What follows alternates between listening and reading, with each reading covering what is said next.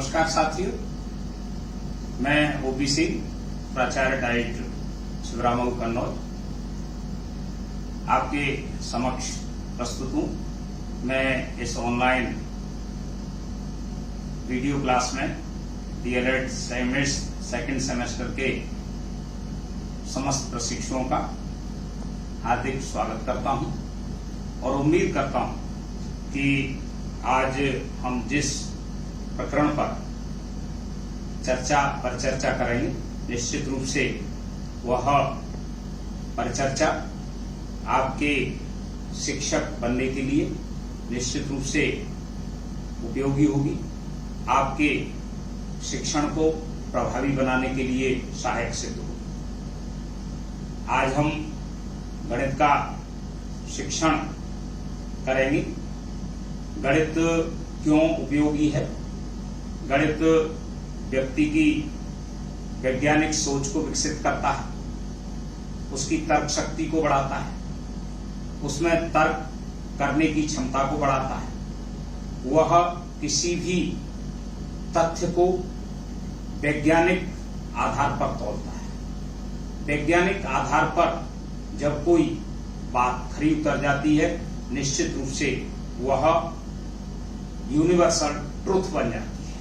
गणित के हमारे हजारों लाखों सूत्र हैं, वो सभी वैज्ञानिकों ने, गणितज्ञों ने वैज्ञानिक कसौटी पर परखे हैं और परखने के बाद उनका निष्कर्ष निकाला है और वो निष्कर्ष निश्चित रूप से हमारे लिए उपयोगी सिद्ध हो रहे हैं।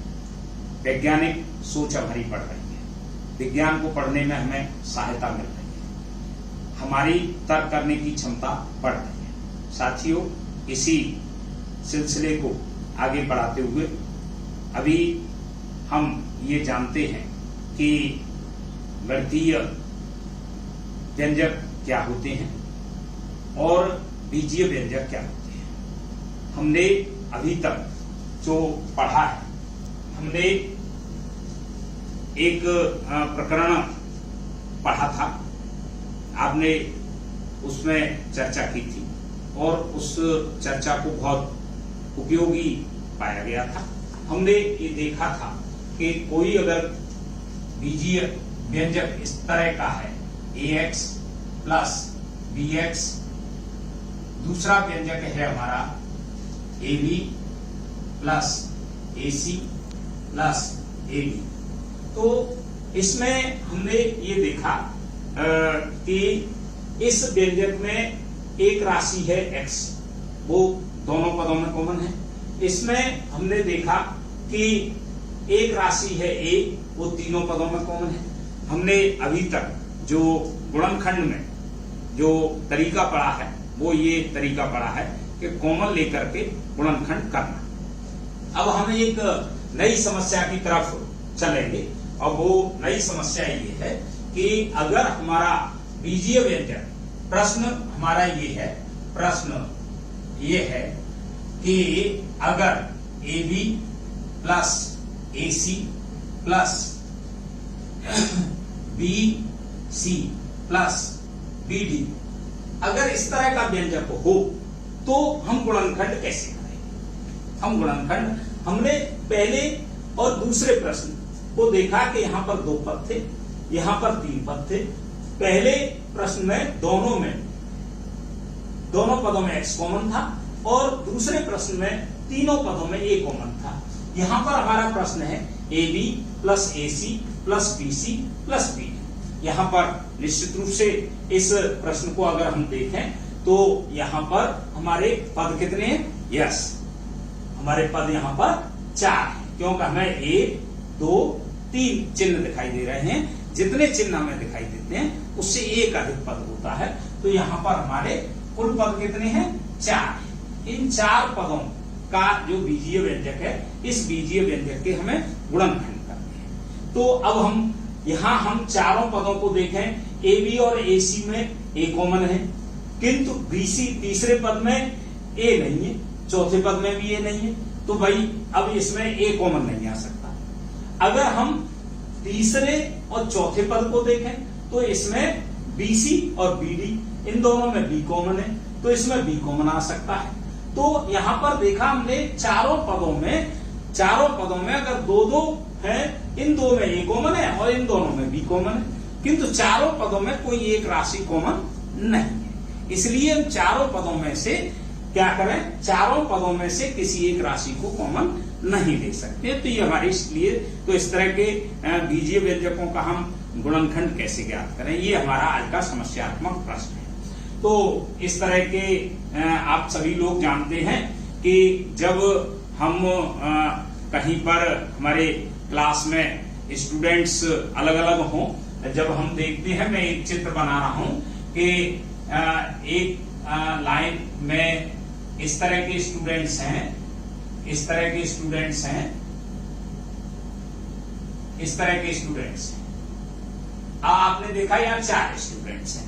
इन 4 स्टूडेंट्सों में इन 2 स्टूडेंट्स की लंबाई कैसी है, बराबर है, और इन 2 स्टूडेंट्स की लंबाई कैसी है, बराबर है। तो हम ये कर सकते हैं इनको कि इस स्टूडेंट को, दोनों लंबे वाले स्टूडेंट को एक साथ खड़े कर दें और दोनों छोटे वाले स्टूडेंट्स को एक जगह खड़ा कर दें। तो ये दोनों कैसे हो जाएंगे, ये दोनों एक जैसे लगेंगे और ये दोनों भी कैसे लगेंगे, एक जैसे। गणित में इस क्रिया को कहते हैं हम समूह बनाना। हमने लंबे लंबे लड़कों का एक समूह बना दिया और उससे जो छोटे लड़के थे उनका समूह एक बना दिया। अर्थात हम यहाँ पर ये कर सकते हैं, हम यहाँ पर ये कर सकते हैं कि यहाँ पर इन 4 पदों को 2-2 के समूह में हम बांट सकते हैं। तो इसमें हमने ए बी और ए सी को एक कोष्टक में लिख करके समूह बना दिया और प्लस बी सी और बी डी को एक तरफ कर दिया, बी सी और बी डी को एक तरफ कर दिया। तो यहां पर देखा, अब 4 पदों के आप ये जानते होंगे कि जब हम 2 या 2 से अधिक पदों को एक कोष्टक में रख देते हैं तो वह एक पद बन जाता है। तो यहां पर ए बी और ए सी को जब हमने एक कोष्टक में रख दिया तो ये एक पद बन गया, और यहां पर भी बी सी और बी डी को हमने एक कोष्टक में रख दिया तो ये एक पद बन गया। तो यहां पर आपने देखा कि ये हमारा प्रथम पद हो गया। प्रथम पद में कॉमन कितना है, ए। प्रथम पद में हमारा कॉमन कितना, ए। और यहां पर हमारा ए कॉमन आ गया। तो यहां से क्या बचा, बी प्लस सी। यहां पर बी कॉमन है तो यहां पर कितना हो गया, सी प्लस डी। तो यहां इसके 2 फैक्टर हो गए, इसका सरलीकरण हो गया ए बी प्लस सी और बी सी प्लस डी। इसको हमने सरलीकरण के रूप में लिख दिया। अगर हमको बी सी, अगर हम ये इसका सरलीकरण हो गया, ये समूह बना करके इसमें से हमने कॉमन अलग निकाल दिया। अगर हम इसका समूह बना करके और अगर हम आसानी से समूह बना करके अगर हम गुणनखंड करना चाहें तो कैसे करेंगे। आप कुछ एग्जाम्पल्स को मैं सॉल्व कर रहा हूं, उनको आप देखेंगे कि एक है हमारा प्रश्न है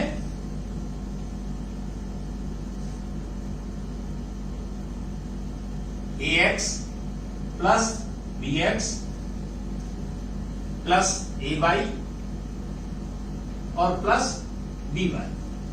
यहां पर अभी हमने ये एक प्रश्न लिखा है ax plus bx plus ay plus by। अगर यहां पर हमने इसके ax प्लस bx में x कॉमन है, ay प्लस by में y कॉमन है, किंतु चारों में कोई एक राशि कॉमन नहीं है। तो यहां पर हम क्या करेंगे, इनके समूह बना देंगे। ax प्लस bx को एक कोष्टक में लिख दिया और ay प्लस by को एक कोष्टक में लिख दिया। यहां पर आपने देखा कि यहां पर x कॉमन है, x कॉमन लेने के बाद और डिटेल में नहीं जाऊंगा, a प्लस b, और यहां पर y कॉमन ले लिया तो a प्लस b। अब आप देख रहे हैं a प्लस b यहां भी है और a प्लस b यहां भी है। तो यहां पर आ गया a प्लस b, फिर कॉमन ले लिया, एक बार कॉमन लिया, फिर अब दूसरी बार कॉमन ले रहे हैं। तो जब a प्लस b यहां से कॉमन लिया x और प्लस y, ये 4 पदों वाले व्यंजक के 2 गुणनखंड हो गए, a प्लस b और x प्लस y। इसको कहते हैं व्यंजकों किसी एक, दो या दो से अधिक पदों वाले ऐसे व्यंजक जिसके किसी भी दो पदों में एक राशि कॉमन हो किंतु तीन पदों में न हो या चारों पदों में, तो पदों को समूह में बांटकर उनमें से कॉमन लेकर के हम उसको गुणनखंड कर सकते हैं। ये इसका आंसर हुआ। एक और प्रश्न देखते हैं। अगर इसी में अगर हम इस तरह से कर दें कि एक प्रश्न है हमारा, ये प्रश्न है प्रश्न ax plus bx minus ay और माइनस by। देखिए इसको हम ऐसे कर सकते हैं, पहले तरीके से भी कर सकते हैं। ax प्लस bx एक कोष्टक में लिख लिया, एक समूह बना लिया, माइनस ay और क्या, अब क्या आएगा, जब यहां माइनस है और माइनस बाहर निकाल लिया तो चिन्ह क्या होगा, बदल जाएगा, by। यहां पर हमने देखा इसमें कॉमन क्या है, x, तो यहां a बचा और यहां कितना बचा, b, यहां माइनस, यहां कॉमन कितना है, y, यहां a प्लस b। अब यहां से देखेंगे a प्लस b दोनों में कॉमन है, a प्लस b और यहां से a प्लस b कॉमन लेगा x माइनस y।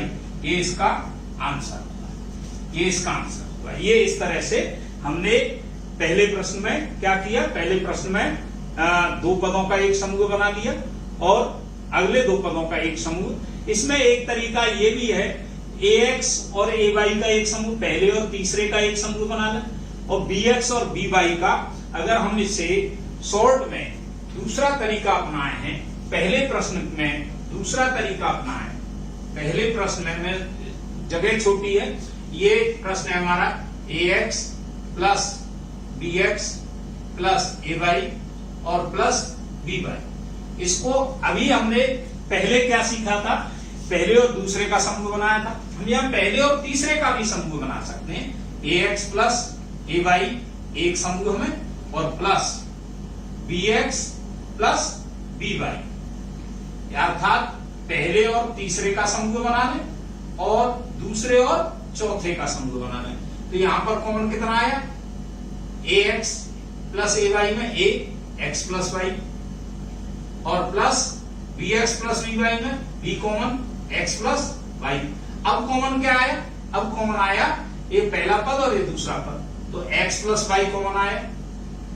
तो जब इस पद में से x प्लस y कॉमन ले लेंगे तो क्या बचा, a, और इसमें से x प्लस y कॉमन ले लेंगे तो b, अर्थात आंसर दोनों रूप में एक ही आएगा, a plus b x plus y, x plus y a plus b। क्योंकि मैंने आपको बताया 2 गुणा 3 और 3 गुणा 2 बराबर होते हैं। इसे क्रम विनिमय नियम कहते हैं। क्रम बदलने पर योगफल और गुणनफल चेंज नहीं होते हैं। तो इसी तरह इसमें भी कर सकते हैं हम, ax और ay का एक ग्रुप बना लें, bx और by का एक ग्रुप बना लें, तो भी आंसर इतना ही आएगा। एक और क्वेश्चन करते हैं इसमें। निश्चित रूप से ये समूह बनाकर गुणनखंड करने की हमारी जो विधि है वो बहुत उपयोगी है। निश्चित रूप से ये आपके लिए बहुत लाभदायक सिद्ध होगी। एक क्वेश्चन है, प्रश्न है ये, p square x square plus c square x square minus ac square minus ap square, ये प्रश्न है हमारा।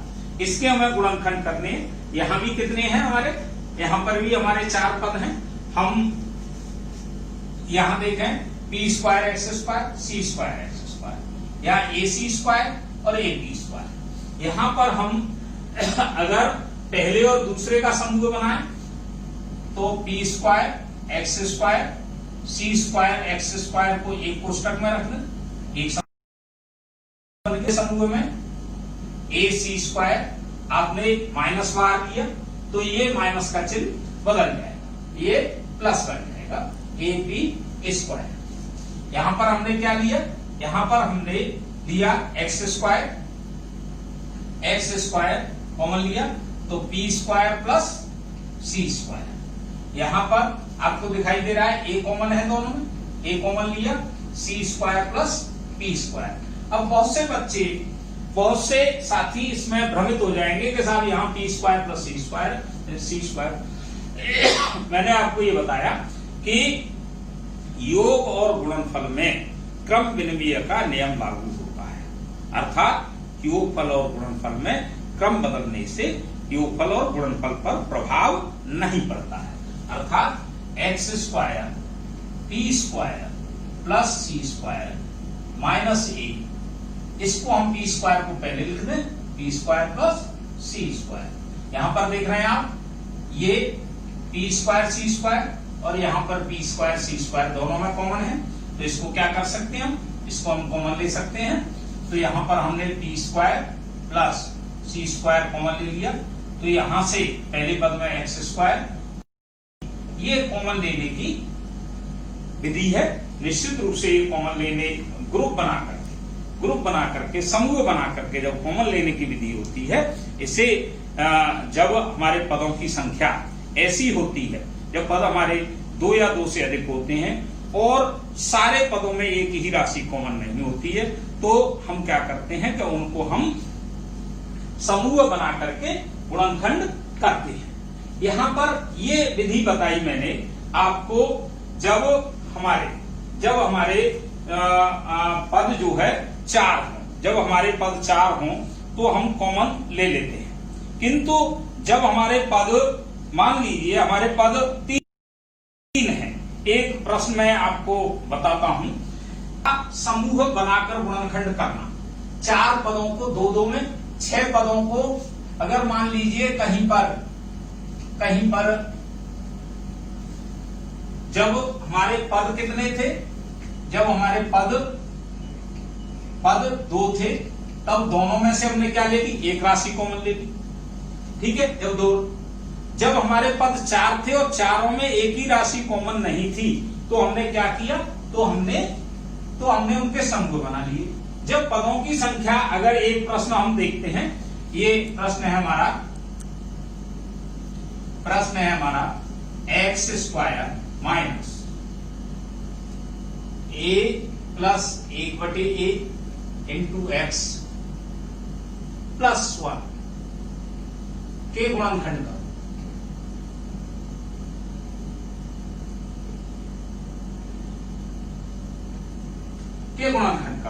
प्रश्न हमारे सामने।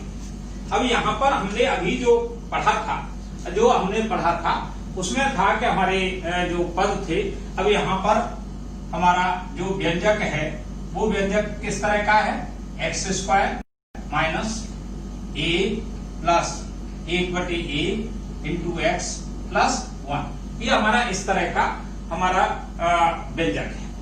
यहां पर हमारे पदों की संख्या हमें जो प्रत्यक्ष दिखाई दे रहे हैं, इस पद को, कोष्टक का पद कितना होता है 1, तो यहां से हमारा ये कितना होगा, पहला पद, यहां से यहां तक दूसरा पद और ये तीसरा पद। यहां पर आपने देखा कि ये हमारे 3 पद हैं, किंतु तीनों पदों में हमारा क्या है, तीनों पदों में कोई एक राशि हमें कॉमन नहीं दिखाई दे रही। अगर हम थोड़ा सा सूक्ष्म रूप से देखें, सूक्ष्म रूप से हम ये देखें, यहाँ पर x की घात कितनी है 2, यहाँ पर x की घात 1, यहाँ x दिखाई नहीं दे, हालांकि इस x को भी हम लिख सकते हैं, एक को हम x की घात 0 लिख सकते हैं, एक को हम क्या लिख सकते हैं, x की घात 0, तो ये पूरा व्यंजक x के रूप में आ सकता है। किंतु यहाँ कोष्टक में हमारे एक चिन्ह दिखाई दे रहा है, तो कोष्टक के अंदर कितने पद हो गए, 2 हो गए, तो इन 2 को अगर हम x से गुणा करते हैं तो 2 पद हमारे निकल आए, तो पद 1 और 2 3 और 1 4 पद हो जाएं।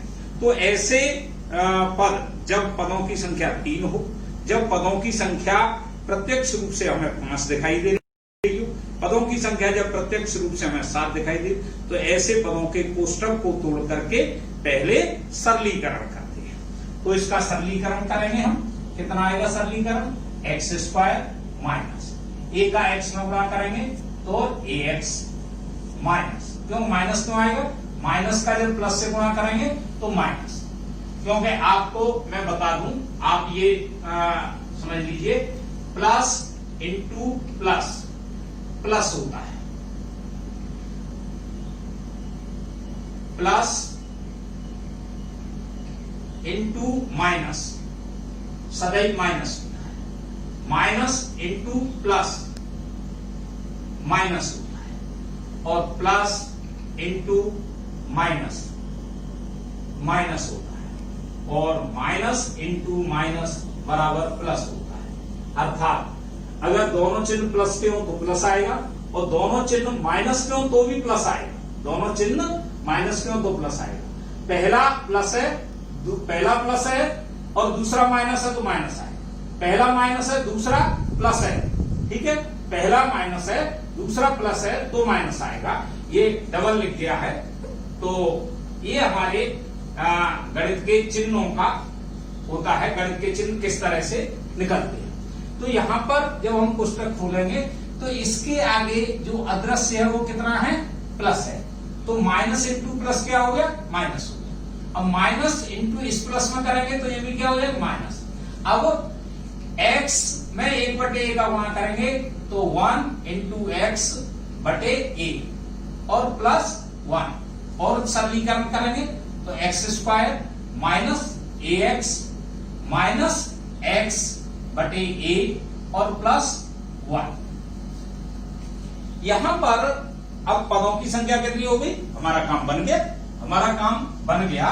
हमारा काम ये बन गया कि हमारे पदों की संख्या कितनी हो गई, हमारे पदों की संख्या 4। तो हम इन 4 को क्या कर ले, हम 2-2 में बांट लें, हम 4 को हम 2-2 में बांट लें तो कितना हो जाएगा, हम कर लें इनको, हम कोई भी ले लें तो भी हमारा उत्तर उतना ही आएगा।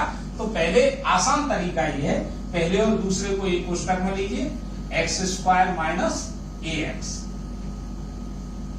दूसरा हमने माइनस ले लिया तो पहला पद एक्स बटे और माइनस 1 हो जाएगा। समूह में आपको यह भी देखना चाहिए कि समूह बनाते समय दोनों कोष्टक में बीच का चिन्ह समान होना चाहिए, यहां माइनस है तो यहां भी माइनस ही होना चाहिए। क्योंकि माइनस नहीं होगा तो हमें गुणनखंड करने में दिक्कत होगी, ठीक है। यहां पर एक्स स्क्वायर और एक्स में कॉमन कितना आएगा, एक्स, तो यहां से एक्स माइनस ए। अब यहां पर कॉमन कितना है, यहां पर कॉमन हमारा कॉमन क्या है, यहां पर हमें कुछ नहीं दिखाई दे रहा है, तो यहां पर क्या लेंगे हम, यहां पर हमें ऐसा गुणनखंड बनाना है तो जिसमें से x बच जाए। तो हमने क्या लिया, 1/a कॉमन लिया, तो यहां पर 1/a ले लेंगे। जैसे हमने यहां ये जो था हमारा, यहां पर 1/a लिखा हुआ था, तो ये जो है जब हमने कॉमन ले लिया इसको, तो कितना हो गया हमारा, ये जो हमारा यहां से बचा x, और जब 1 में 1/a का भाग देंगे, भिन्नों के भागफल में 1 में 1/a का भाग देंगे, अर्थात 1 में a का गुणा कर दो, क्योंकि आपको बताऊं मैं, आप ये समझ लीजिए, 1 में जब 1/a का भाग देंगे तो भाग की लाइन कौन सी है हमारी, भाग की मुख्य लाइन ये है। तो भिन्नों के भागफल में क्या होता है कि अंश और हर को समान बना लेना चाहिए, अर्थात ऊपर का जो अंश है उसको हम क्या लिख लें, 1/a, और यहाँ 1/a। तो इसका जो मूल सिद्धांत है, पहले और चौथे का गुणा कर दो, 1 और a का गुणा, और दूसरे और तीसरे का गुणा 1 गुणा 1 बराबर a/1। तो जब हम 1/a का 1 में भाग देंगे तो भागफल कितना आएगा, a। अब आपने देखा x माइनस a यहां भी है और x माइनस a यहां भी है, तो कितना आ गया, x माइनस a कॉमन आ गया, और यहां से कितना बचा, x, और यहां से कितना बचा, 1/a। ये इसके गुणनखंड हो गए आसानी से। इस प्रश्न को देखने से हमें क्या मिला, ये मिला कि मूल प्रश्न में हमारे पदों की संख्या कितनी थी, 3। तो आज हमने ये सीखा कि जब पदों की संख्या 3 हो अथवा 4, जब 4 होगी तो हम उन्हें समूह में बांटकर 2 पदों में विभक्त कर लेंगे, और दो पदों में विभक्त करके दोनों पदों में से अलग अलग कॉमन लेकर के उसके गुणनखंड कर लेंगे। जब पदों की संख्या 3 होगी तो कोई एक पद उसमें पहला अथवा दूसरा अथवा तीसरा पद कोई न कोई किसी कोष्ठक से जुड़ा हुआ होगा, तो उसको तोड़ करके हम कितना कर लेंगे, 4 कर लेंगे। और 4 करने के बाद दो दो के समूह में, तो पहले में 4 हो तो 2 में बांट लो, 3 हो तो उसे 4 में बांट लो, 4 में बांट करके उसको समूहों में कोष्ठक बना ले। निश्चित रूप से इस तरह के प्रश्न आपकी परीक्षा में बहुत आते हैं, तो इनको आसानी से हल करने में आपको मदद मिलेगी। निश्चित रूप से आज की ये जो प्रश्नावली है ये निश्चित रूप से आपको बहुत सहायक सिद्ध होगी, और इस तरह के क्वेश्चंस आपकी परीक्षा में बहुत आते हैं। मुझे उम्मीद है कि आप निश्चित रूप से इस तरह के गुणनखंडों को आसानी से हल करने में सफल हो जाएंगे। आज के लिए बस इतना ही। मुझे उम्मीद है कि आप लोगों ने बहुत अच्छी तरह से समझा होगा, इसे ग्रहण किया होगा। हम अगले दिन किसी नए टॉपिक पर गुणनखंड के नए तरीकों पर चर्चा करेंगे। धन्यवाद, बहुत बहुत धन्यवाद।